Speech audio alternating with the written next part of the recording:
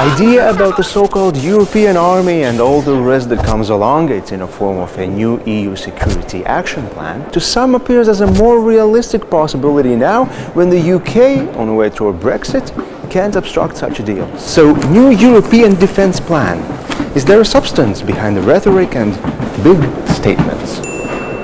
For a long time, the European Union has been trying to find ways in which it can attractively, if you like, involve itself in defence.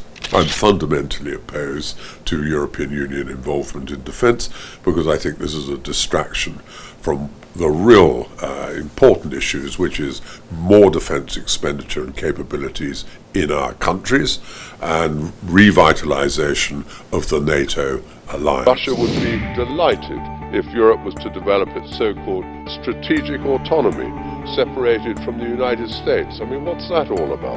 As a Latvian who remember life under Soviet occupations in Latvia, in my country, I am strongly interested in independent future of my country and my neighboring countries as well. I really don't believe that outside of NATO we can create something very strong and powerful against Russian will, against Russian aggression, which we can see in Crimea and Ukraine and also in other places like Syria.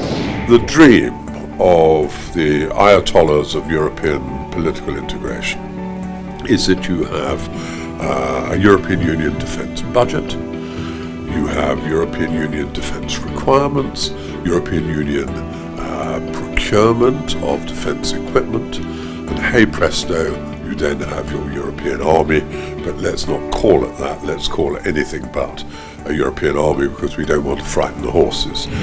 Of course we know that many NATO member states in the European Union are not delivering 2% of GDP for military spending as required by NATO.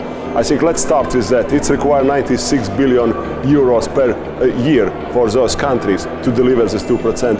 And that's why this is more important than just to create another Juncker-type European Union Defence Fund. I mean, it is extraordinary now that the European Commission is involving itself in defence. And defence, very clearly, was a member state responsibility. And now we see that eroding.